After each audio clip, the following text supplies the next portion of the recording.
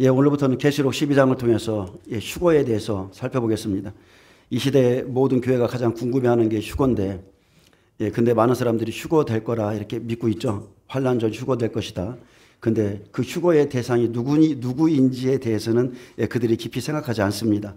그리고 휴거의 정확한 시기, 휴거자에 대해서 가장 잘 기록된 데가 계시록 12장입니다. 왜 그러냐면 항상 죽은 자의 부활이 먼저죠. 그렇기 때문에 계시록 11장에 죽은 자의 마지막 부활에 대해서 가르쳐 놓으시고, 그 다음에 계시록 12장에 바로 이어서 휴거자가 나오는 장면이 기록되어 있는데, 성경에서 유일하게 부활 후에 휴거된 장면은 계시록 12장 5절밖에 없습니다. 먼저 본문에 들어가기 앞서서 저는 원래 아사베 시를 좀 좋아합니다. 그래서 여러분 아사베 시를 한 편 읽어드리고 본문에 들어가겠습니다. 시편 50편입니다. 전능하신 여호와 하나님께서 말씀하사 해 돋는 데서부터 지는 데까지 세상을 부르셨도다. 온전히 아름다운 시온에서 하나님의 빛을 비추셨도다. 우리 하나님이 오사 잠잠하지 아니하시니 그 앞에는 삼키는 불이 있고 그 사방에는 광풍이 불리로다. 하나님이 자기 백성을 판결하시려고 위 하늘과 아래 땅에 선포하여 이르시되 나의 성도들을 내 앞에 모으라. 그들은 제사로 나와 언약한 이들이니라 하시도다. 하늘이 그의 공의를 선포하시리니 하나님 그는 심판장이시로다. 내 백성아 들을지어다. 내가 말하리라. 이스라엘아 내가 내게 증언하리라. 나는 하나님 곧 내 하나님이로다. 나는 내 재물 때문에 너를 책망하지는 아니하리니 내 번제가 항상 내 앞에 있음이로다. 내가 내 집에서 숫소나 내 우리에서 순념소를 가져가지 아니하리니 이는 살림의 짐승들과 무산의 가축이 다 내 것이며 산의 모든 새들도 내가 아는 것이며 들의 짐승도 내 것이미로다. 아멘. 자, 구약이기 때문에 모든 사람들을 짐승의 모양으로 기록해놨어요. 내가 가령 줄여도 내게 이르지 아니할 것은 세계와 거기에 충만한 것이 다 내 것이름이로다. 내가 숫소의 고기를 먹으며 염소의 피를 마시겠느냐. 감사로 하나님께 제사를 드리며 지존하신 이에게 내 서원을 갚으며 환난 날에 나를 부르라. 내가 너를 건지리니 내가 나를 영화롭게 하리로다. 아멘. 악인에게는 하나님이 이르시되 내가 어찌하여 내 율례를 전하며 내 언약을 내 입에 두느냐. 내가 교훈을 미워하고 내 말을 내 뒤로 던지며 도둑을 본즉 그와 연합하고 간음하는 자들과 동료가 되며 내 입을 악에게 내어주고 내 혀로 거짓을 꾸미며 앉아서 내 형제를 공박하며 내 어머니의 아들을 비방하는도다. 내가 이 일을 행하여도 내가 잠잠하였더니 내가 나를 너와 같은 줄로 생각하였도다. 그러나 내가 너를 책망하여 내 죄를 내 눈앞에 낱낱이 드러내리라 하시도다. 하나님을 잃어버린 너희여 이제 이를 생각하라. 그렇지 아니하면 내가 너희를 찢으리니 건질 자 없으리라. 감사로 제사를 드리는 자가 나를 영화롭게 하나니 그의 행위를 옳게 하는 자에게 내게 하나님의 구원을 보이리라. 아멘. 아멘입니다. 여러분 마지막에 우리의 옳은 행위, 하나님께 감사드리는 사람들, 그의 행위를 옳게 하는 자들이 다 하나님의 나라에 들어갑니다. 오늘 말씀을 잘 들으시고 이 시대에 하나님의 말씀을 등 뒤에 던져버리고 자기가 원하는 말씀을 전하는 종들이 있습니다. 그래서 그런 부분에 대해서 누군가는 이렇게 반박을 해야 돼요. 반박을 해야 되기 때문에 제가 그 일을 지금 앞으로도 좀 더 강하게 할 겁니다. 자, 일곱째 나팔이 되면 분명히 부활이 있고 휴거가 있습니다. 예수님은 천지가 없어지기 전에는 율법의 1.1획도 결코 없어지지 아니하고 다 이루리라 이렇게 예언하셨고, 계시록 22장 16절에 보면 나 예수는 교회들을 위하여 내 사자를, 종이죠, 내 사자를 보내어 이것들을 증언하게 하였노라 했습니다. 계시록의 말씀은 누구의 거라고요? 교회의 겁니다. 기록된 말씀 그대로 계시록은 교회들을 위하여 환난에 대비하라고 증언하게 하신 책입니다. 계시록 22장 18절에 보면 내가 이 두루마리의 예언의 말씀, 이 예언의 말씀을 듣는 모든 사람에게 증언하노니 만일 누구든지 이것들 외에 더하면 하나님이 이 두루마리에 기록된 재앙들을 그에게 더하실 것이요, 만일 누구든지 이 두루마리의 예언의 말씀에서 제하여 버리면 하나님이 이 두루마리에 기록된 생명나무와 및 거룩한 성에 참여함을 제하여 버리시리라. 하나님은 이 마지막 시대에 계시록의 말씀을 듣는 모든 사람에게 증언했습니다. 만일 이 두루마리의 말씀을 더하고 빼는 자가 있다면 계시록에 기록된 그 모든 재앙들을 그에게 더하실 것이요 생명나무와 및 거룩한 성에 참여함을 제하여 버리리라. 아멘. 그만큼 무거운 죄가 하나님의 말씀을 가감하고 잘못 가르치는 것이기에 제가 여러분에게 지금 전하는 이 계시록의 말씀은요, 제가 이러한 사실을 알고 전하고 있다는 겁니다. 아멘. 제가 여러분에게 하나님의 말씀을, 특히나 계시록의 말씀을 잘못 전하면 마지막 시대 성도들의 생명을 앗아갈 수 있기 때문에 제가 심판받는 것을 알고 이 사실을 알고 저도 전하고 있다는 사실이에요. 제 목숨을 건다는 겁니다. 아멘. 그러므로 교회들을 위해서 증언하게 하신 말씀을 스스로 제하여 버리고, 자, 지금 이 시대에 특히나 환난 전 휴거를 외치는 종들은 하나님을 정말로 크게 두려워할 줄 아셔야 됩니다. 그들은 성경의 감동이 아니라 사람의 뜻으로 사사로이 풀고 자의적으로 해석하므로 그들이 기쁘게 외치고 있는 휴거, 모든 사람들이 다 휴거된다고 기쁘게 외치고 있는데 그것은 오지 않을 헬리콥터를 전장에서 기다리게 하는 것과 같습니다. 오지 않을 배를 그 바다 끝에서 기다리게 하는 것과 같아요. 그렇게 뜬구름 잡듯이 믿고 있다가 남겨진 자는 그 누구도 환난을 통과할 수 없습니다. 이미 그들이 환난 속에 들어갈 군인들의 무기와 보급품을 환난이 들어가기 전에 이미 해제를 시켰어요. 제가 말하는 의미를 아시겠죠?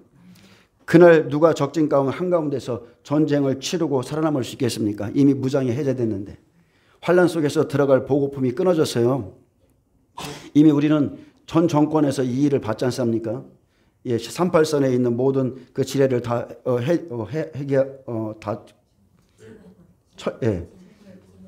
제거했고, 그리고 38선을 다 끄집어냈어요. 다 무너뜨렸습니다. 이와 같습니다. 우리는 앞으로 전장에서 싸워야 되는데 이미 사람들에게 그런 것들을 다 해제시킨 거예요. 환난 전 휴거가 이와 같습니다. 어떤 사람들은 저에게 묻습니다. 왜 목사님은 매일 환난, 부활, 휴거만 가르치냐? 근데 지금이 성경이 말하는 정말 세상 끝이기 때문이고, 아멘. 제가 주님의 은혜로 이 두루마리의 책을 받아 먹었기 때문에 그냥 나오는 거예요. 전하지 않고는 못 빼기는 겁니다. 아멘. 세상의 교회들은 말합니다. 그들은 입으로 주님께서 곧 오실 거라 말하면서도 실상은 믿지 않습니다. 그래서 대부분 지옥의 교리인 환난 전 거짓 휴거를 그냥 잘못 믿고 있으면서 우리는 괜찮다, 우리는 다 괜찮다, 그렇게 착각하고 있습니다.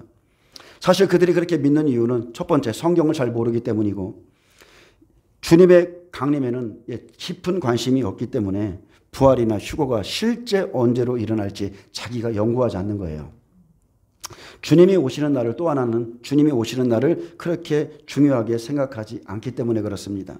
그러면서도 입버릇처럼 말하는 것은 오늘 주님과 동행하며 오늘만 열심히 살면 되지, 그런 거 알아서 뭐해, 이렇게 말합니다. 근데 여러분, 성경에서 그게 불신자라는 거예요. 성경에서 말하는 불신자는 하나님이 하고자 하시는 일에 관심을 두지 않고 때를 따라 양식을 먹고 주님을 기다려야 되는데 그런 것에 무관심한 사람들을 그냥 불신자라 말하는 겁니다. 주 안에 있는 불신자죠. 아멘. 다시 한번 말씀드립니다. 다가올 환난과 휴거의 시간을 모르는 것은 전장에서 헬리콥터가 그 시간에 온다고 믿고 있다가 오지 않는 것과 같은 것입니다.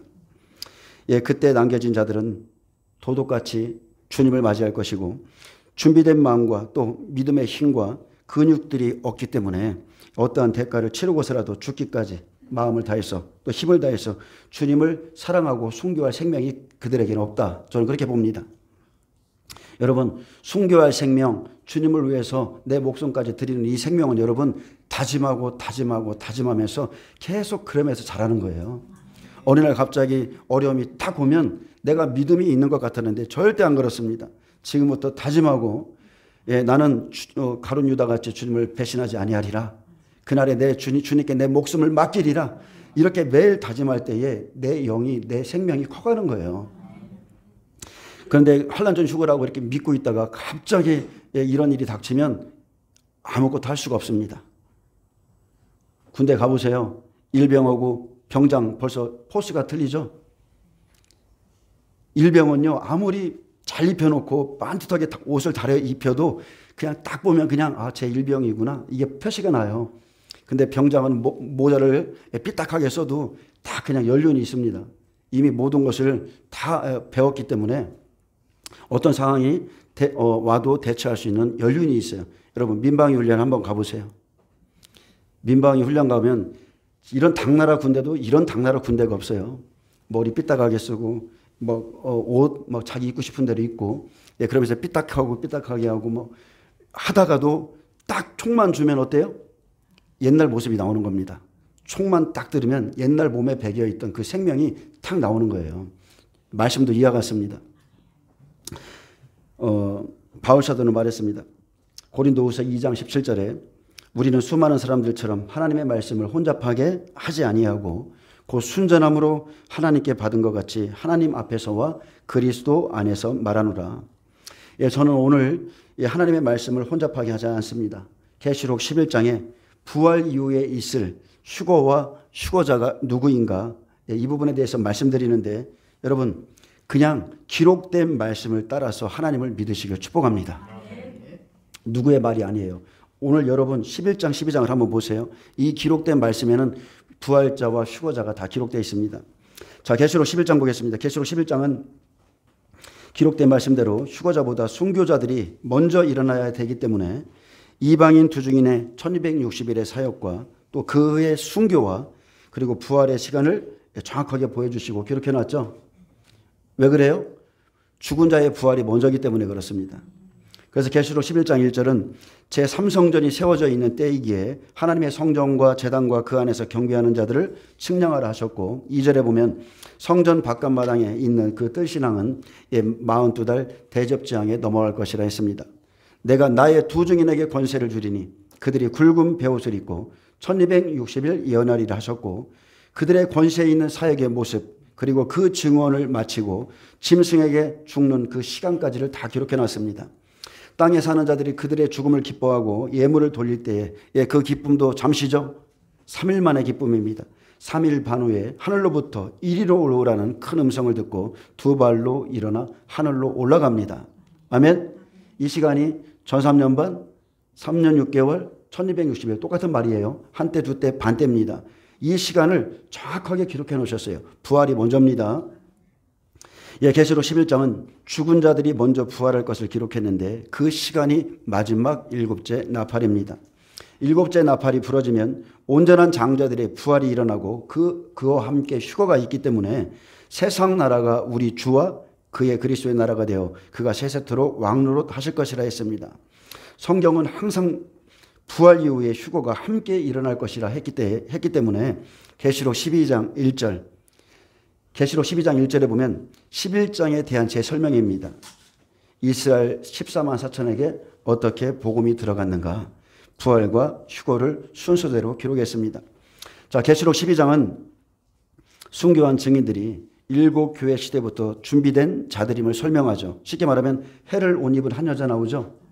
그래서 그들이 7교회 시대에 준비된 자들임을 설명하고 그 이후에 보좌로 올라가는 휴거자에 대해서 설명합니다. 여러분 성경 어디를 찾아봐도요. 부활 이후에 살아서 휴거되는 실제 장면은 계시록 12장 5절밖에 없습니다. 구약에 있는 예표의 사람들 그냥 예표일 뿐이에요. 근데 실제 부활 이후에 살아서 휴거되는 장면 계시록 12장 5절밖에 없어요. 그리고 여러분이 이것을 꼭 아셔야 돼요. 그리고 이들은 이방인 교회가 아니라는 겁니다. 휴거되어 올라가는 이 아이는 이방인 교회가 아니고 계시록 7장 4절에 하나님의 인침을 받은 이스라엘 14만 4천 하나님의 종들이라는 거예요. 이스라엘 백성이라는 거예요. 절대 교회는 한 사람도 휴거되지 않습니다. 앞으로 이 부분에 대해서 명확하게 말씀드리겠습니다. 여러분이 오늘 이 말씀을 듣고 깨달으면 사탄이 얼마나 이 시대의 교회에 미혹을 뿌려 놓았는지를 알게 될 겁니다. 에덴 동산에 하와에게 들어온 그 뱀같이 미혹을 뿌려주는 거예요. 그것을 믿도록. 그래서 히브리서 11장 40절 마지막 절에 보면 이는 하나님이 우리를 위하여 더 좋은 것을 예비하셨은즉 우리가 아니면 자 순교자들이 아니면 그들로 온전함을 이루지 못하게 하려 하심이라. 이 말씀이 이루어집니다. 부활 이후에 휴거가 일어납니다. 다시 한번 말씀드리지만 계시록 11장은 증인들 중에서 순교해서 부활할 자 먼저 기록하시고 죽은 자들이 먼저 일어나는 것을 보이셨는데 하늘에 큰 음성이 있어 이리로 올라오라 하면 그들이 듣고 부활하여 구름을 타고 그들의 원수들이 보는 가운데 하늘로 올려집니다. 자, 그래서 공중강림이죠. 예수님이 공중에서 예수님을 영접합니다. 자, 근데 부활자들이 먼저 공중에서 주를 영접해요. 그러면 즉시 휴거가 일어납니다. 계시록 12장 5절에 그 아이를 하나님 앞과 그 보호자 앞으로 올려가더라. 자, 두 증인에게 복음을 받은 그 여자, 이스라엘 증인 14만 4천 휴거자를 기록하셨는데 그들이 우리 살아남아 있는 자입니다. 근데 여러분 말씀을 잘 봐보세요. 그때까지 살아남은 우리라고 기록되어 있죠. 그때까지 살아남은 우리, 해의 발 아래에 있는 달, 이스라엘 14만 4천이죠. 그들은 해에 밟힌 달입니다. 복음으로서 새롭게 된 자들이에요. 그래서 데살로니가전서 4장 15절에서 17절 말씀이 이루어지는 거예요. 보세요. 우리가 주의 말씀으로 너희에게 이것을 말하노니 주께서 강림하실 때까지 우리 살아남아 있는 자도 자는 자보다 결코 앞서지 못하리라. 주께서 호령과 천사장의 소리와 하나님의 나팔 소리로 친히 하늘로부터 강림하시리니, 자, 공중 강림이죠. 그리스도 안에서 죽은 자들이 먼저 일어나고, 자, 주님의 말씀 그대로입니다. 휴거자가 아니라 죽은 자들이 먼저 일어납니다. 그래서 하나님의 말씀은 1.1획도 오차가 없다는 거예요. 두 증인의 사역이 1260일이죠. 그들은 전 3년 반 마치는 3일 반 전에 순교합니다. 순교자의 수가 다 차요. 그리고 마지막 3일 반 후에 7째 나팔에 먼저 일어나서 부활하여 공중으로 올라갑니다. 이것이 성경에서 말하는 첫째 부활입니다. 장자들의 부활, 첫째 부활. 그래서 하나님은 우리에게 부활하는 이 시간을 너무나 확실히 알려주셨어요. 그 후에 우리 살아남은 자들도 이렇게 기록되어 있습니다. 다시 한번 읽어드릴게요. 그리스도 안에서 죽은 자들이 먼저 일어나고 그 후에 우리 살아남은 자들이라는 거예요. 큰 환난을 겪고 우리 살아남은 자들입니다. 휴거자는 그때까지 살아남은 우리를 말하는 겁니다. 이스라엘 14만 4천, 계시록 12장 3, 4절에 큰 환난을 이기고 나온 사람들, 용의 꼬리에 의해서 고난받고 기절할 만큼 고난받고 나온 사람들이죠. 그래서 그들과 함께죠. 구름 속으로 끌어올려 공중에서 주를 영접하게 하시리니, 그래서 부활자들과 함께 끌어올려 공중에서 휴거자들을 영접하게 하십니다. 그리하여 우리가 항상 주와 함께 있으리라. 아멘. 순교자와 휴거자는 함께 보좌로 올라갑니다. 다만 그 순서가 죽은 자들이 먼저 일어나는 거예요. 이들은 주와 함께 다스리는 권세자입니다. 주와 함께 영원토록 다스리는 자들, 첫째 부활자들, 그리고 하나님이 인침받은 휴거자 14만 4천 장자들이에요. 자, 계시록 11장과 12장은 부활과 휴거를 차례대로 기록해 놨습니다. 그냥 순서대로 그대로 기록해 놓으셨는데, 자, 성경에 보면 7대 절기가 있죠. 오늘은 서론이기 때문에 좀 절기에 대해서 말하겠습니다. 하나님은 7대 절기를 주셨는데 이 7대 절기는 우리가 생각하는 그 유대인의 절기가 아니라 말 그대로 여호와의 절기입니다. 이방인이나 유대인이나 이방인이나 함께 지켜야 될 그런 메시지라는 거예요. 그래서 유월절, 무교절, 초실절, 오순절 다 이루어졌죠. 그리고 이제 가을절기인 나팔절, 속죄절, 장막절만 남아 있습니다. 그래서 예수님께서 다시 오실 때까지 수천 년 동안 절기를 통해서 여호와께서 행하실 일에 대해서 예행 연습을 시킨 겁니다. 미리 계속 연습시킨 거예요. 이 절기를 따라서 내가 이렇게 일하겠다. 근데 이런 반복적인 학습을 시켜주어도 그들은 깨닫지를 못했습니다. 이제 여호와의 절기 중에 세 가지 절기가 남았습니다. 나팔절, 속죄절, 장막절이 남아있는데 계시록 12장의 시작이 바로 나팔절에서 이루어지는 것을 볼 수 있습니다. 아멘. 여러분, 계시록 12장은 나팔절에서부터 지금 시작되는 장면을 보여주는 거예요. 해를 옷 입은 한 여자의 발 아래 달이 있고 12지파에게 줄 관을 쓰고 들어가는 겁니다. 그래서 7째 인을 떼면 하늘이 반 시간쯤 고요한 시간에 이방인 두 증인이 이스라엘 땅에 들어가죠. 나팔절에 들어가는 거예요. 그들이 나팔을 불어서 생명의 복음을 이스라엘 백성에게, 율법 백성에게 전파합니다. 7월 1일 나팔절, 우리와 2달 차이 나죠. 이스라엘 백성들의 절기와 우리와는 2달 차이 납니다. 예수님처럼 이방인 두 증인이 이스라엘 땅에 들어가서 율법의 심령에 복음의 씨를 막 뿌립니다.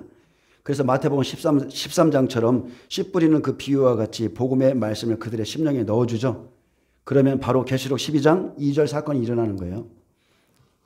이 여자가 아이를 배죠. 아멘. 7월 10일 속죄절입니다.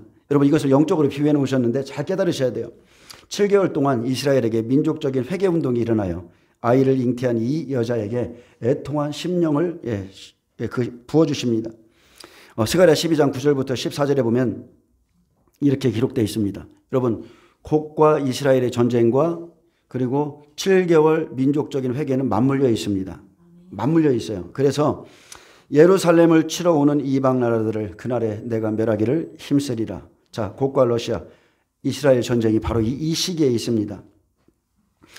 그리고 바로 다음 말씀이 내가 다윗의 집과 예루살렘 주민에게 은총과 강구하는 심령을 부어주리니 그들이 그 찌른 바 그를 바라보고 그를 위하여 애통하기를 독자를 위하여 애통하듯 하며 그를 위하여 통곡하기를 장자를 위하여 통곡하듯 하리로다. 그날에 예루살렘에 큰 애통이 있으리니 무기또 골짜기 하다 들인문에 있었던 애통과 같을 것이라.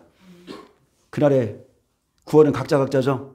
그렇기 때문에 온 땅 각 족속이 따로 애통하되 다윗의 족속이 따로 하고 그들의 아내들이 따로 하고 나단의 족속이 따로 하고 그들의 아내들이 따로 하고 레이의 족속이 따로 하고 그들의 아내들이 따로 하며 시므의 족속이 따로 하고 그들의 아내들이 따로 하며 모든 남은 족속도 각기 따로 하고 그들의 아내들이 따로 하리라. 그날에 죄와 더러움을 씻는 셈이 다윗의 족속과 예루살렘 주민을 위하여 열리리라. 아멘. 바로 나팔절과 속죄절을 통해서 이 일이 일어납니다.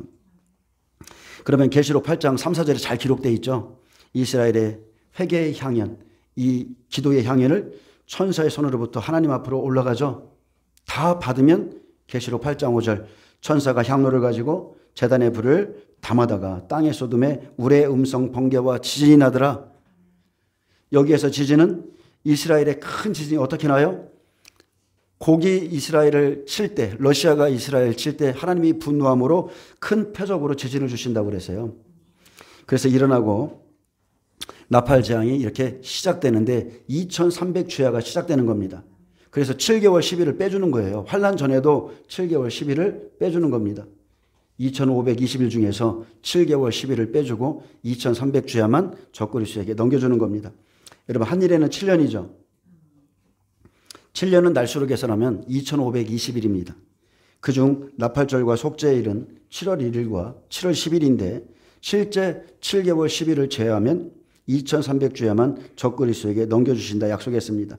그래서 다니엘서 8장 13절에 보면 매일 드리는 제사와 망하게 하는 죄악에 대한 일과 성소와 백성이 내준바되며 짓밟힐 일이 어느 때까지 이를 고하매 그가 내게 이르되 2300주야까지니 그때에 성소가 정결하게 되리라 하였느니라.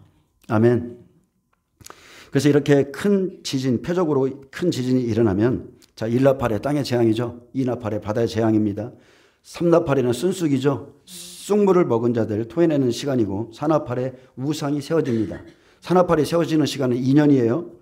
우상 그리고 사람들이 이제 우상 숭배에 가담하게 되는데 여기까지가 2년 7개월의 시간이고 이때는 정말로 말할 수 없는 극심한 자연재난과 그리고 이 재난으로 인해서 형제들이 마지막으로 깨어나는 시간입니다.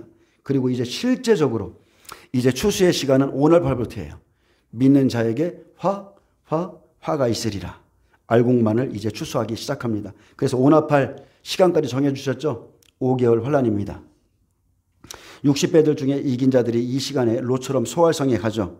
이때 떨어진 자는 화가 있고 이것은 첫째 화며 이제 6개월이라는 시간 동안 6나팔 6개월 시간 동안 예비처로 가기 위해서 그 소활성에서 미혹을 이기고 믿음을 지키는 것이 제일 중요합니다. 그리고 6나팔은 6개월이죠. 이때는 백배들이 순교할 시간인데 자, 전 3년 반 1260일로 모든 예언 사역이 마칩니다. 그래서 여기에서도 화를 당하는 세 종류가 있고 3분의 1이 화를 당하는데 이것이 둘째 화며 마지막 일곱째 나팔 75일의 시간 환란을 감해주는 시간이 있는데 자, 환란을 감해주는 시간 먼저 번에 살펴봤습니다. 30일 공간이 있고 45일의 시간이 있다고 분명히 말했어요. 그래서 1260일은 성도의 권세가 다 깨지는 시간인데, 부활과 휴거가 일어나는 시간인데, 자, 환란을 감해주는 1290일까지는 30일의 시간이 있고, 그리고 1290일에서 1335일까지는 45일의 시간을 더해 주신다는 거예요. 그래서 이때까지 모든 알곡은 다 출수됩니다. 그래서 오늘 계시록 12장 1절, 2절, 3절, 4절, 5절이 왜 중요한가? 바로 이 30일 공간 속에 일어나는 일이기 때문에 그렇습니다. 마지막 일곱째 나팔이 부러지고, 그러면 계시록 12장 1절에 부활이 일어납니다.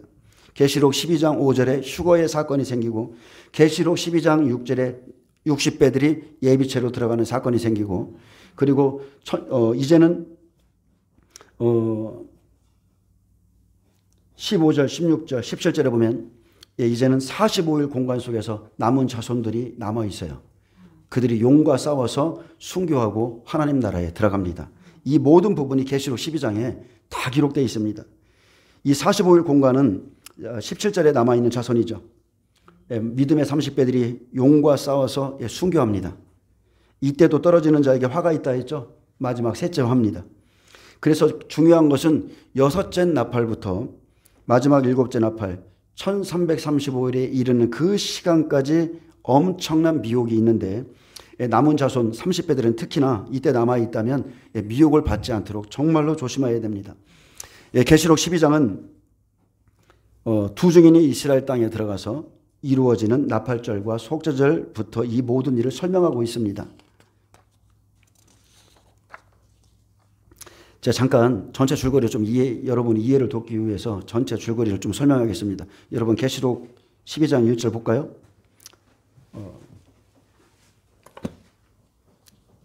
전체적인 이해만 좀 도와드리겠습니다. 여자와 남자를 통해서 영적으로 비유해 놓으셨는데, 계시록 12장 1절부터 5절까지는 휴거자에 대한 설명입니다. 휴거자가 어떻게 나오는가. 그래서 전 3년 반 시작점인 일곱째 처음부터 다시 재설명에 들어가는 겁니다. 이스라엘 백성들이 두 증인이 전해준 복음을 듣고 말씀을 잉태하죠. 그래서 해를 옷 입은 한 여자가 나오는 거예요. 그 여자가 달을 발로 밟고 서 있고, 또 그들 12지파에게 줄 말씀을 가지고 가죠. 12 면류관을 쓰고 갑니다. 왜 그러냐면 영적 생명도 육의 생명과 똑같습니다. 말씀의 씨가 들어가야 영적인 생명이 잉태하기 때문에 그렇습니다. 그리고 그들이 자라고 장성해져서 주님을 시인하고 고백하는 것까지는 반드시 해산의 고통이 따르죠. 육신과 똑같아요. 대가지불이 있다는 거예요. 그래서 3, 4절에 보면 용의 꼬리에 의해서 땅에 던져서 또 그들이 삼키고자 할 때 이들이 얼마나 고난을 당하는지 기절했다. 5절에 올라가는 장면을 보여줍니다. 엄청난 고난받습니다. 6절은 휴거가 마치면 즉시 소활성에 숨어있던 그 여자, 오나팔에서 환란을 이기고 나온 그 60배들이 양육받으러 즉시 예비처로 들어갑니다. 이 예비처는 사람이 만든 장소가 아니라 하나님이 예비하신 장소입니다. 고센 땅과 같이 그렇습니다. 소활성은요, 롯의 시대에 롯이 소돔성에서 나와서 잠시 피해 있는 곳을 의미합니다. 지붕이든 밭이든 현재 그가 있는 곳을 의미하고, 그렇기 때문에 그날에 어떤 미혹이 있어도 있는 곳에서 절대 내려오거나 롯의 처처럼 뒤돌아보지 말라고 계속 성경은 계속 경고하고 있습니다. 그리고 15절에서 16절 보면, 자, 예비처로 가기 전에 14절에 보면 또 예비처 가는 사건이 있죠. 그 여자가 나오죠. 큰 독소리에 두 날개를 받은 여자. 이것은 이스라엘 백성이 아니라 이방인들입니다. 그들은 성령에 의해서 예비처로 들어가는데, 예비처로 가기 전에 그들이 숨어있던 소활성에 엄청난 핍박이 있었음을 기록해 놓았습니다. 뱀의 입에서 나온 물이 있어요. 용의 입에서 토한 강물이 있습니다. 그 여자를 떠내려가게 하려 하죠. 전무후무한 큰 미혹이 있을 거라고 이때 성경은 경고하고 있습니다. 그래서 이때 악한 자들이 나타나는데, 이들은 사탄의 활동을 따라서 표적과 기적과 모든 속임으로 엄청난 미혹이 풀어져서 많은 사람들을 할 수만 있으면 택하신 자들 미혹할 거라 했습니다. 이 시기는 억지로 끌고 못 나가기 때문에 스스로 미혹을 받아서 자기 발로 나가는 자가 세 번째 화, 떨어지는 자라고 보시면 됩니다. 여기까지 좀 이해되시나요? 자기 스스로 하나님의 말씀, 경고의 말씀을 잊어버리고 자기 스스로가 미혹을 받아서 나가기 때문에 떨어지는 거예요. 자기가 한다는 겁니다. 코로나 때 이걸 주사를 맞아라. 이것도 자기 선택이에요. 자기가 미혹을 받아서 받는 겁니다. 그날엔 분명히 롯의 처에 대한 경고가 있었는데 정리되지 못한 세상 것이 여러분의 발목 붙잡습니다. 세상을 사랑하는 마음, 세상 것, 아니면은 뭐 사이에 대한 걱정들, 여러 가지 근심 걱정, 어쨌든 간에 뒤돌아볼 만한 세상 것이 여러분을 그날에 여러분이 거기에 숨어 있지 못하게 하고 그것이 여러분을 끌어내는 동기가 되는 거예요. 많든지 적든지 지금도 세상 것 내려놓는 것은 쉬운 일이 결코 아닙니다.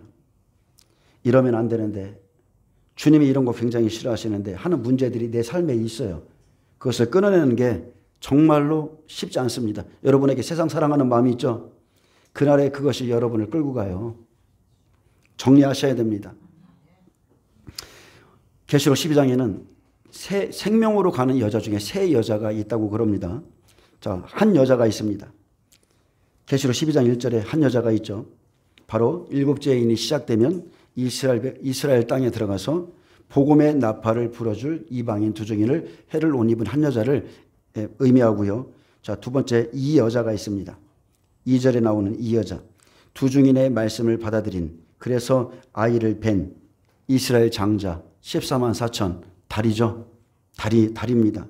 그래서 2절에 잉태하고 4절에 그가 해산하고자 할 때 용의 꼬리가 집어던져 버리죠.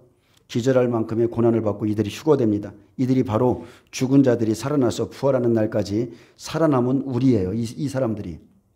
이것을 여러분 정확히 깨달으셔야 됩니다. 죽은 자들이 먼저 살아나죠. 그들이 부활하는 날까지 살아남은 우리, 그 사람들이 바로 이 사람들을 의미하는 거예요. 이스라엘 장자 14만 4천을 의미합니다. 그래서 계시록 7장에 보면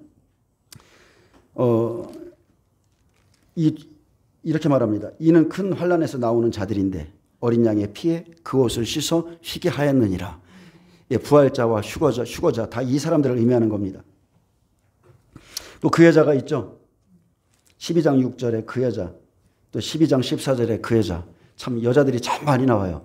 근데 그 여자는 어떤 여자냐? 바로 믿음의 60배들을 의미합니다. 이들은 오나팔에서 먼저 시험을 받고 이것을 이기고 소알성에 잠시 숨어 있다가, 쉽게 말하면은 엘리야가 3년이 지나서 그 3년 6개월까지 그 6개월의 시간 동안에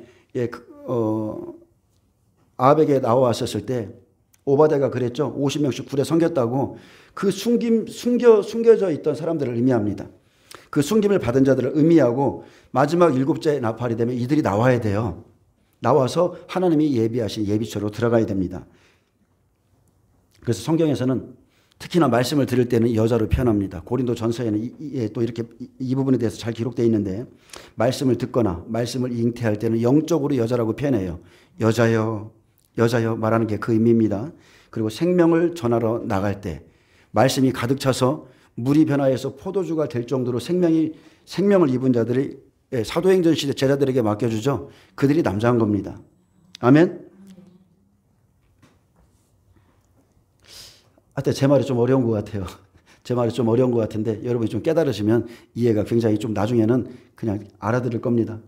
여기에는 지금 알아듣는 분도 있고 좀 어려워하시는 분들도 있는데 좀 시간이 지나면 어느 순간에 말씀이 열려요. 그러면은 그냥 한눈에 성경이 그냥 보여집니다. 자, 7대 절기 중에 초림 예수는 유월절, 무교절, 초실절이죠. 유월절은 예수님은 세상 죄를 지고 가신 어린 양으로 오셨어요. 어린 양으로서 인류의 죄를 대속했습니다. 그분은 십자가에 달리셔서 자기의 살과 피, 물과 모든 피까지도 주셨어요. 그래서 십자가에서 피로 세운 언약, 그 생명의 말씀, 변치 않는 언약의 말씀을 우리에게 주셨고 언약 백성입니다. 우리와 무교절은 주님이 땅속에 계신 시간이지만 주님의 말씀은 누룩이 없는 무교병의 말씀이죠. 바리새인들의 누룩을 조심하라 이렇게 말했는데 예수님은 자기 생각이나 자기 사상이나 자기 소견을 전하러 오신 분이 아니라 오직 하나님의 뜻만을 전하러 오신 분입니다. 그래서 요한복음 14장 6절에 내가 곧 길이요 진리요 생명이니 나로 말미암지 않고는 아버지께로 올 자가 없느니라 했습니다. 이 말씀은 단순해요. 이 말씀은 단순한데 단순한 말씀이 절대 아닙니다. 이 말씀에는 세 가지 진리가 있죠. 내 말이 내가 곧 길이요 진리요 생명이라는 겁니다. 길과 진리와 생명이에요. 자, 길이라는 것은 그냥 문맥의 말씀입니다. 이 말씀은 모든 자에게, 어린아이에게까지 다 계시된 말씀이에요. 모든 자들이 보고 듣지만 다 깨닫는 것은 아닙니다. 그래서 성령이 오셔야 됩니다. 성령이 오셔서 성령 사역은 말씀을, 진리를 깨닫게 하는 거죠.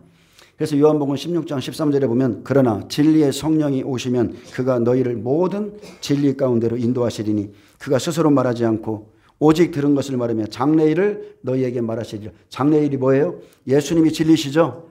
예수님이 말씀하신 그 장래일을 너희에게 다시 한번 깨닫게 해서 알려주겠다는 거예요. 그가 내 영광을 나타내리니 내 것을 가지고 너희에게 알리시겠습니다. 진리는 다른 게 아닙니다. 성령을 통해서 하나님의 뜻을 깨닫고 내 뜻을 버리는 겁니다. 그러므로 인해서 내가 생명을 얻고 내게서 열매를 맺는 거예요. 아멘. 예수님의 모든 말씀이 그렇게 무교병의 말씀이었습니다. 초실절, 예수님은 첫 열매죠. 첫 열매로 부활하고 승천했습니다. 이것을 보여주셨어요. 요한복음 20장 17절에 보면 예수께서 이르시되 나를 붙들지 말라. 내가 아직 아버지께로 올라가지 아니하였노라. 너는 내 형제들에게 가서 이르되 내가 내 아버지 곧 너희 아버지 내 하나님 곧 너희 하나님께 올라간다 하라. 아멘. 고린도전서 15장 23절 그러나 각각 자기 차례대로 되리니 먼저는 첫 열매인 그리스도요. 다음에는 그가 강림하실 때에 그리스도에게 속한 자요. 성경은 딱 이거밖에 없어요. 두 번째 열매는 그리스도께서 강림하실 때밖에 없습니다. 그것은 전 3년 반이 마치고 1260일이 마친 그 시간에 부활하고 휴거되는 거예요. 그리고 오순절은 은혜 시대죠. 예수님이 부활하고 승천하신 이후에 성령을 보내셨습니다. 성령 시대입니다. 그래서 사도행전 1장 8절에 오직 성령이 너희에게 임하시면 너희가 권능을 받고 예루살렘과 온 유대와 사마리아와 땅끝까지 이르러 내 증인이 되리라 하시니라. 이 말씀을 듣고 14절에 여자들과 예수의 어머니 마리아와 예수의 아우들과 더불어 마음을 같이하여 오로지 기도에 힘쓰더라. 이것이 증인이 되기 위해서 성령을 받기 위해서 제자들이 했던 일입니다. 제자들은 성령을 받기 위해서 예수님의 증인이 되기 위해서 오로지 기도에 힘썼습니다. 그래서 사도행전 2장 1절부터 13절에 약속대로 성령이 임하셨죠. 임했습니다. 이날 제자들은 이제 물뿐만이 아니라 성령으로도 거듭났죠. 물과 성령으로 거듭나야 돼. 사람은 두 가지로 거듭나야 돼요. 두 가지 생명으로 거듭나야 됩니다. 즉시로 방언이 임했고 성령을 통해서 그들이 자기 안에 있던 그 물, 생명의 샘물을 토하기 시작했죠. 뱀이 물을 토하고 용이 물을 토해내듯이 생명의 샘물, 그 배에서 생수의 강이 흘러넘치리라 성령으로 말하기 시작한 거예요. 물이 변해서 포도주가 되듯이 예수님의 말씀이 더 깊이 깨달아져서 생명을 이룰 포도주가 되면 그냥 그것을 토해내는 겁니다. 성령이 오시면 예수님의 말씀을 하나하나 가르쳐 주시고 깨닫게 합니다. 저 역시도 지금 계시록의 말씀을 먹었기 때문에 나오는 거예요. 그리고 성령께서 깨닫게 하시는 결론은 딱 하나입니다. 이 시대에 주님이 다시 오신다는 겁니다. 예수께서 곧 다시 오신다. 예수께서 곧 강림하신다. 내가 진실로 속히 오리라. 아멘. 말씀을 깨달은 자는요. 아멘. 주 예수여 오시옵소서. 이 고백 나옵니다. 이 시대에 무화과나무의 비유를 보고서도 정말로 이 시대에 주님이 오시지 않을 거라 믿는 자들, 그 사람들은 이 고백할 수 없어요. 무화과나무는 이스라엘입니다. 그 비유를 통해서 깨달은 자는 반드시 시대를 분별하게 돼 있고 이 한 시대가 무엇인가를 분별하게 돼 있어요. 그리고 나팔절을 기다리게 돼 있습니다. 저와 여러분이 기다리는 것이 지금 나팔절이에요. 나팔절은 초림에 보면 헤롯 성전이 세워지죠. 마지막 때 마찬가지입니다. 3성전이 세워져야 돼요. 그러면 동방박사가 동쪽에서 와서 예루살렘에 들어가죠. 그 별을 보고 들어갑니다. 그렇기 때문에 3성전이 세워지고 나면 내가 동방에서 독수리를 부르겠다. 바로 이방인 두 증인이, 성령으로 가장 충만한 이방인 두 증인이 이스라엘에 들어가서 복음의 나팔을 불어주는데 그게 계시록 12장 1절입니다. 1260일 동안 예수님의 사역이 재현되죠. 그러면 어떤 일이 생겨요?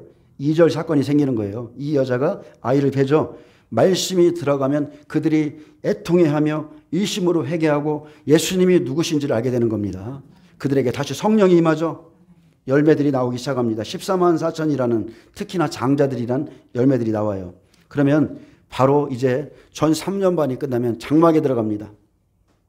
바로 계시록 11장 15절. 세상 나라가 우리 주와 그의 그리스도가 나시 그가 세세토로 왕노로 다시로다. 장자들이 그 장막에 먼저 들어갑니다. 알곡들, 좋은 열매 다 추수해서 영원한 장막에 넣었죠. 그래서 이 보호자에 계신 이가 그들 위해서 장박을 쳐주시는 겁니다. 아멘. 말씀이 어려운가요? 어렵지 않죠? 여러분 보세요. 이것은 하나님이 우리로 쉽게 알 수 있도록 죽은 자들의 부활을 11장에 가장 계시록 22장인데 가운데에다가 딱 기록해 놓으시고 죽은 자들이 살아나는 시간과 부활의 시간 그 대상이 누군지까지를 명확하게 기록해 놓으시고요. 그 다음에 12장은 이것을 하나하나 다 다시 한번 풀어서 설명해 주는 겁니다. 계시록 12장 1절 보겠습니다. 하늘에 큰 이적이 보이니 해를 옷 입은 한 여자가 있는데 그 발 아래는 달이 있고 그 머리에는 12별의 면류관을 썼더라. 자, 사도 요한은 앞으로 이루어질 일들을 이상으로 보았습니다. 하늘에 큰 이적이 보이니 해를 옷 입은 한 여자가 있는데, 자, 복음의 빛을 받은 한 여자를 보았죠. 예수님의 신부이기 때문에 여자로 표현한 겁니다. 예수님의 입장에서 여자로 표현한 거예요. 근데 대부분 모든 사람들이 이 여자를 교회로 상징합니다. 근데 이 여자는 모든 교회를 상징하는 것이 아니라 달을 밟고 서 있는 이방인 두 증인을 의미하는 겁니다. 계시록 11장에 나오는 이방인 두 증인이에요. 여호와 하나님은 해요 방패이시라. 해는 복음이죠. 해를 옷 입은 한 여자는 복음의 빛, 복음의 옷을 입은 이방인 두 증인이고요. 예수님께서는 분명히 성령을 받으신 후에 나는 세상의 빛이니 나를 따르는 자는 어둠에 다니지 아니하고 생명의 빛을 얻으리라 했습니다. 누구에게요? 율법 백성들에게 그렇게 말했어요. 요한복음 1장 1절에서 5절 이것은 창세기와 똑같은데 이스라엘 땅에 복음이 어떻게 들어가는가 이것을 요한복음 1장 1절부터 쭉 설명해 놨습니다. 태초에 말씀이 계시니라. 이 말씀이 하나님과 함께 계셨으니 이 말씀은 곧 하나님이시라. 그가 태초에 하나님과 함께 계셨고 만물이 그로 말미암아 지은 바 되었으니 지은 것이 하나도 그가 없이는 된 것이 없느니라. 그 안에 생명이 있었으니 이 생명은 사람들의 빛이라. 자, 예수님은 생명이시죠. 예수님은 생명의 말씀, 생명의 빛이세요. 그분은 태초에 계신 말씀이에요. 빛이 어둠에 빛이 돼 어둠이 깨닫지 못하더라. 자, 빛이 어디에 왔어요? 율법 백성, 달에게 온 거죠. 하나님께로부터 보내심을 받은 사람이 있으니 그의 이름은 요한이라. 그가 증언하러 왔으니 율법 백성에게 증언하러 왔어요. 그 빛에 대하여 증언하고 모든 사람이 자기로 말미암아 믿게 하려 함이라. 그는 이 빛이 아니요 이 빛에 대하여 증언하러 온 자라. 마지막 때도 똑같습니다.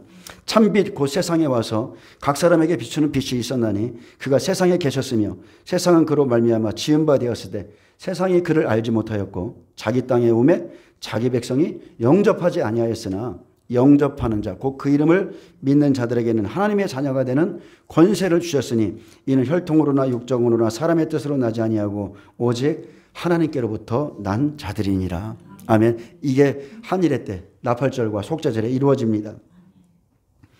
자, 해를 옷 입은 한 여자, 예수님의 신부이기 때문에 한 여자로 표현했는데 계시록 11장 이스라엘 땅에 복음을 들고 가는 이방인 두 증인을 말합니다.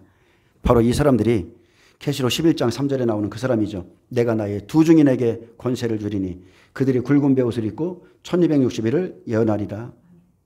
그래서 이스라엘 땅에 복음을 들고 들어갈 이 두 증인에게 모세와 엘리야 같은 능력과 권세가 주어집니다. 이 한 여자에게 권세가 주어지기 때문에 이들이 지금 달을 밟고 있는 겁니다. 야곱은 두 가지를 의미합니다. 유대 백성을 의미하기도 하고 은혜 시대 끝자락에 이방인들을 의미하기도 해요. 그래서 야곱이 라헬과 레아를 얻죠. 그리고 삼촌 라반의 집에 있으면서 이제 신풍나무 가지를 꺾어다가 물에 막 이렇게 던지죠. 그러면서 뭐가 나와요? 삼촌의 양과 율법의 양과 내 양을 구분해야 돼요. 그러면은 얼룩덜룩한 이 죄 있는 저와 여러분 흠 있는 이 이방인들을 다 씻겨가지고 충만해지면 그것들을 이끌고 마지막 시대가 되니까 야복강가를 건너야죠. 그러면은 이스라엘 백성들은 천사가 전하해 준 율법을 갖고 있죠. 그렇기 때문에 천사가 나오는 거예요. 천사가 나와서 복음을 가진 야곱과 싸웁니다.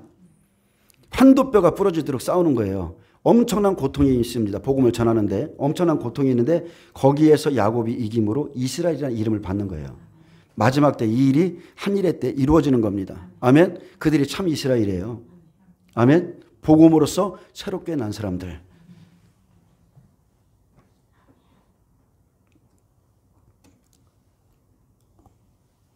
자, 그 발 아래는 달이 있습니다. 자, 복음의 빛을 증거하러 가는 자의 발 아래 달이 있죠. 복음을 전파할 때 이스라엘의 율법을 권세를 받고 무시합니다. 심판합니다. 그냥 밟고 성령으로서 복음을 증거하죠. 두 증인에게 권세를 주셨기에 1260일 동안 율법 아래 있는 이스라엘 백성들에게 모세의 사역, 엘리야의 그 놀라운 사역이 다시 한번 재현되는 겁니다. 두 증인의 입에서 불이 나와 원수를 사르고 예언을 하는 날 동안 하늘을 닫고 비가 내리지 않게 하며 물이 변하여 피가 되게 하는 이 성령의 강력한 역사가 일어나 해가 달을 밟는다고 이렇게 비유하신 겁니다. 아멘. 이스라엘 백성들이 가지고 있는 율법은 어두운 밤과 저녁의 역사죠. 희미한 빛 율법, 이 달의 복음은요, 예수님의 십자가로 이미 사망했습니다. 그래서 해를 옷 입은 한 여자가 다시 한번 율법을 밟고 생명의 복음을 전함으로 생명의 빛이신 예수 그리스도를 그들로 바로보게 합니다. 예수님의 생애가 마지막 시대에 3년 6개월 똑같이 다시 한번 재현되는 거죠. 마태복음 4장 15절에 이방의 갈릴리여 흑암에 앉은 백성이 큰 빛을 보았고 사망의 땅과 그늘에 앉은 자들에게 빛이 비치었도다 하였느니라. 이때부터 예수께서 비로소 전파이르되 회개하라 천국이 가까이 왔느니라. 이 일이 시작되는 겁니다. 이사야 25장 5절에서 6절은 이스라엘의 복음이 들어갈 때를 기록해 놨습니다. 높은 데 거주하는 자를 낮추며 소순성을 헐어 땅에 엎으시며 진토에 미치게 하셨도다. 발이 그것을 밟으리니 곧 빈궁한 자의 발과 공핍한 자의 걸음이로다. 자, 발이 그것을 밟는다는 것은 율법을 복음으로 다시 한번 바꿔준다는 거예요.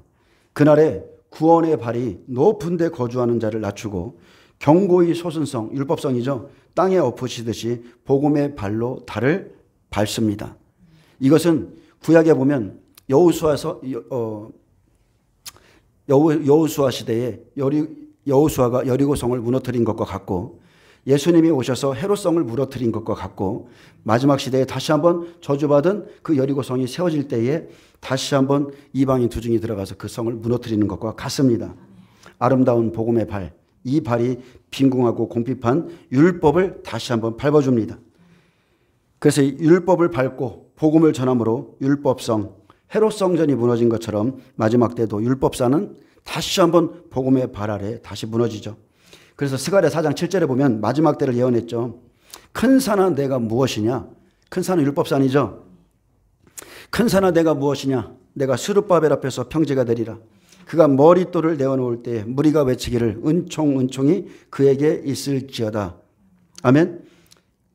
자, 큰 산아 내가 무엇이냐? 이것은 율법산, 율법교회를 의미하고 내가 스룹바벨 앞에서 평지가 되리라. 자, 여기에 보면 예패 사람들이 나오죠. 이방인 두 증인의 예패는 대제사장 여호수아입니다. 그리고 스룹바벨은 이스라엘의 장자 14만 4천의 예패고 스룹바벨은 죽었던 그루터기에서 자라난 싹으로서 이스라엘 14만 4천을 의미합니다. 그래서 이스라엘 장자 14만 4천 앞에서 율법은 평지가 될 것이고 그가 머릿돌은 예수님이에요. 그가 머릿돌을 내어놓을 때 무리에게 은총이 있을 것이다. 머릿돌은 마지막 시대에 예수님을 의미하고요. 예수님이 다시 오실 때에 그들에게 은총이 있게 됩니다. 그래서 스가랴 3장 8절에 보면 이들은 누구라고 그랬어요? 이들은 다 예표의 사람들이라고 그랬습니다. 예표의 사람들. 내가 내 종 싹을 나게 하리라. 스룹바벨이죠. 14만 4천입니다. 그래서 율법은 마지막 시대에 무너진 대로 평지가 되고 예수님이 머릿돌이 되어서 주 70년에 무너졌던 그 헤롯성전, 그들의 심령성전을 다시 한번 재건축해 줍니다. 제가 지금 말씀이 좀 어려운 줄 알아요. 예수님은 그들에게 그들의 심령을 다시 한번 세워주길 원했는데 너희가 이 성전을 헐라 내가 사흘 동안에 일으키리라 이 목적 때문에 공생애를 시작하셨는데 그들이 거부함으로 그들이 믿고 있던 성전을 무너뜨리고 그리고 마지막 시대에 다시 한번 두 증인과 스룹바벨과 쉽게 말하면 이스라엘 14만 4천을 통해서 그들에게 은총이 있게 하는 것이 하나님의 뜻이라는 겁니다. 주님이 주시고자 하는 것은 그들에게도 우리와 같이 성령이에요. 그들의 진정한 성전은 육체입니다. 너희 몸이 하나님의 성전인 줄 알지 못하느냐. 하나님의 성령이 거한 곳이 하나님의 성전이에요. 그래서 이스라엘 백성들에게 다시 한번 복음을 전하고 그들이 예수님을 구주로 영접하면 그들에게 말세에 내가 내 영을 부어주리라. 늦은 비 성령이 부어지는 겁니다. 아멘. 그 머리에는 12별의 관을 썼더라. 여기까지는 이제 두 증인의 사역입니다. 한 여자, 자, 두 증인의 발 아래는 달이 있어 율법을 발로 밟고 또 그 머리에 12별의 관을 쓴 것처럼 자, 이 사람들은요 12지파에게 줄 생명의 말씀을 쓰고 가는 여인이라는 겁니다. 12별입니다. 별은 종들이에요. 12별은 12지파의 종들에게 줄 말씀이고 관을 쓴 것은 면류관을 받을 만한 놀라운 사명이라는 겁니다. 그래서 계시록 4장에 보면 24장로들이 은혜시대 때의 면류관을 벗는 장면 나오죠. 그리고 새로운 면류관을 받아 쓰는데 자, 환난 안에 있을 새로운 사명이 부여되죠. 마찬가지로 자, 머리에 12별의 관은 12지파의 종들에게 줄 왕같은 제사장을 만드는 말씀입니다. 보좌로 가게 하는 말씀.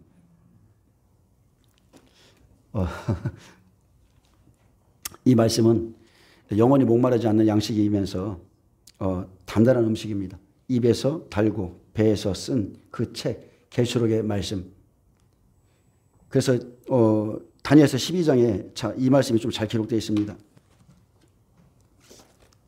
제가 좀 읽어드리겠습니다.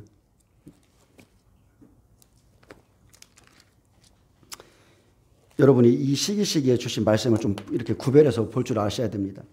자, 보세요. 그때에, 자, 그때가 언제입니까? 예, 끝날인데 어떤 끝날이냐면 부활과 휴거가 있을 때예요. 그때에 내 민족을 호위하는 큰 군주 미가엘이 일어날 것이요. 아멘. 자, 큰 군주 미가엘이 언제 일어나요? 성경에 보면 이제까지 계속 살펴봤지만 예, 큰 군주 미가엘은 부활과 휴거가 일어날 때 일어납니다. 그렇기 때문에 그때에 내 민족을 호위하는 큰 군주 미가엘이 일어날 것이요. 또 환란이 있으리니 이는 개국 이래로 그때까지 없었던 환란일 것이며 자, 후 3년 반이 시작되기 전의 사건이에요. 그때에 내 백성 중 책에 기록된 모든 자가 구원을 받을 것이라. 땅의 티끌 가운데서 자는 자 중에서 많은 사람이 깨어나 영생을 받는 자도 있겠고 수치를 당하여서 영원히 부끄러움을 당할 자도 있을 것이며 지혜 있는 자는 궁창의 빛과 같이 빛날 것이요 많은 사람을 옳은 대로 돌아오게 한 자는 별과 같이 영원토록 빛나리라. 이 말씀을 받는다는 거예요. 별과 같이 옳은 대로 돌아오게 하는 이 말씀을 그들이 받습니다. 면류관을 쓸 만한 말씀. 데살로니가전서 2장 19절에 보면 우리의 소망이나 기쁨이나 자랑의 면류관이 무엇이냐? 그가 강림하실 때 우리 주 예수 앞에 너희가 아니냐? 너희는 우리의 영광이요 기쁨이니라. 아멘. 자 보세요. 우리의 소망이나 기쁨이나 자랑의 면류관이 누구냐? 저에게 누구겠어요? 여러분이에요. 그가 강림하실 때에 우리 주 예수 앞에 있는 너희가 아니냐? 중요한 건 이겁니다. 우리 주 예수 앞에 있는 너희. 쉽게 말하면 주님이 강림하실 때에 우리 주 예수 앞에 능히 설 수 있는 그 장성한 여러분이라는 거예요. 아무나가 다가 아니라 그 사람들만이 내 자랑의 면류관이라는 겁니다. 우리 주께서 강림하실 때에 그때 하나님의 말씀대로 순교하고 부활할 자들 그리고 휴거자들 너희는 우리의 영광이요 기쁨이니라 이렇게 말했습니다. 여러분 옆에 분 보시고 한번 저 따라서 해주세요. 너희는 우리의 영광이요 기쁨이니라. 다시 한번 말합니다. 너희는 우리의 영광이요 기쁨이니라. 아멘. 언제요? 그가 강림하실 때에 우리 주 예수 앞에 너희라는 거예요. 우리 주 예수 앞에 너희입니다. 여러분이 제 영원한 면류관이에요. 주님을 맞이할 수 있는 장성한 신부들 장성해야 돼요. 여러분이 제 면류관이 된 것 어제 곰곰이 생각해 보니까 저의 영광이고 저의 기쁨인 것입니다. 여러분 서로에게 면류관이 될 수 있기를 축복합니다. 기도하겠습니다. 주님 감사합니다.